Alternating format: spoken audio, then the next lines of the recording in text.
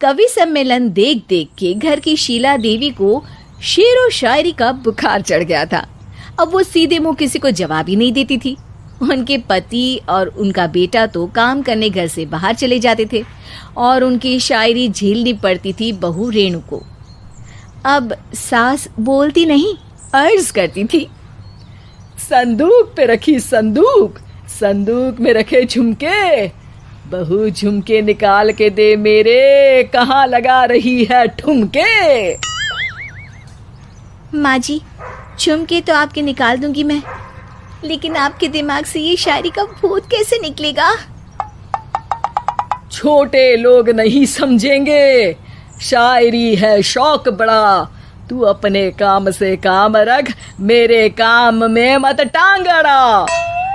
शौक अलग बात है, लेकिन हर चीज में अपना शौक डाल देने से जग हंसाई हो सकती है सासू माँ। अरे मैं हूँ एक नंबर कलाकार, कोई ऐसी वैसी बला नहीं, तुम घर के कामों में उलझी, समझोगी मेरी कला नहीं। ठीक है माँ जी, आप नहीं समझती तो कोई बात नहीं, लाओ मैं आपके झुमके ही निकाल कर दे देती हूँ। बहू सास के झुमके निकाल कर देती है और वहाँ से चली जाती है। शाम को बहू अपने पति से शिकायत करती है, सुनिए जी, आप माँ को कुछ समझाते क्यों नहीं? अरे क्या समझाना है माँ को? अरे अपनी शायरी थोड़ी कम करे ना। अरे तुमको उनकी शायरी से क्या दिक्कत है? अरे मुझे नहीं, पर पड़ोस में सब लोग हंसते हैं, कहते हैं बुढ़ापे में लोग सठिया जाते हैं, लेकिन शीला जी तो शायर हो गई हैं। अरे लोगों का काम है कहना, लोगों की बातों का क्या टेंशन लेना। अरे वाह, मैंने भी शेर कह दिया, वाह वाह वाह वाह। देख लो, तुमसे किसी ने कहा नहीं और तुम्हारे सामने कोई माँ की बुराई नहीं करता तो तुमको फर्क नहीं पड़ रहा। अरे तुम खामखा की बात का बतंगड़ बना रही हो। चलो चाय बना कर ले आओ मेरे लिए, साथ पियेंगे, कोई ढंग की बातें करेंगे। रेणु चाय बनाने लगती है। पहले वो अपने पति को चाय देती है, फिर सास को और आखिर में अपने ससुर को। लेकिन वो देखती है कि ससुर जी कुछ परेशान से हैं। क्या हुआ ससुर जी, कोई बात हो गई है क्या? अरे तेरी सास बात बात पे शायरी करती है। कल मैंने पूछा कि खाना खाया तो तेरी सास ने क्या जवाब दिया पता है? अरे गलती की और आरोपी ने कोड़े खा लिए फटाफट, खाना तो नहीं पर पकोड़े खा लिए झटाझट। अब बता क्या जवाब दूं इस बात का? वो तो सभी से शायरी में ही बात कर रही हैं, मुझे भी समझ में नहीं आता कि क्या करूं मैं। बेटा उसको उसी की भाषा में जवाब देना पड़ेगा।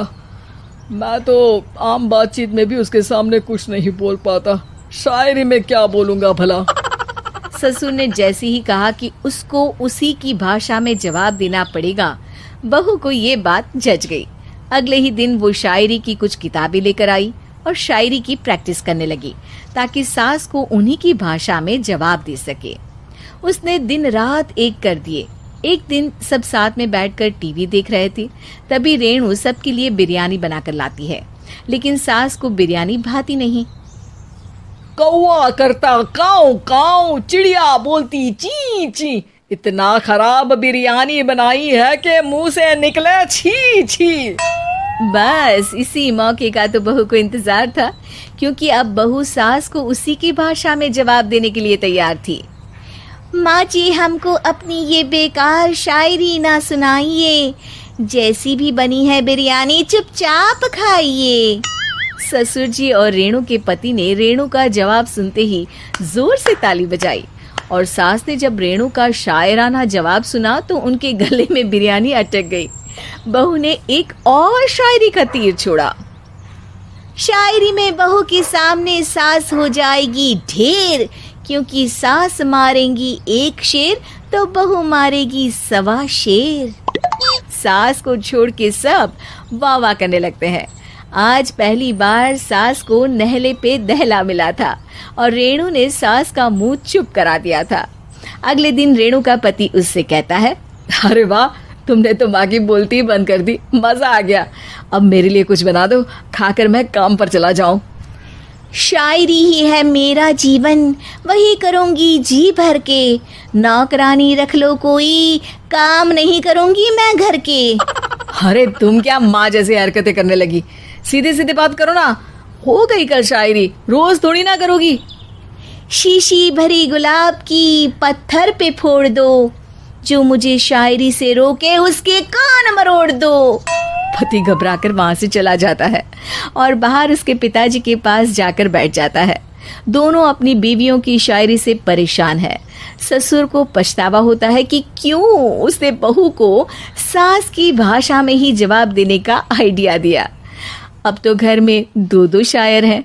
दोनों एक साथ दुखी स्वर में कहते हैं, हम दोनों की ही बीवियां जब से शायर हो गई है, क्या बताएं, जिंदगी एक फटा हुआ टायर हो गई है।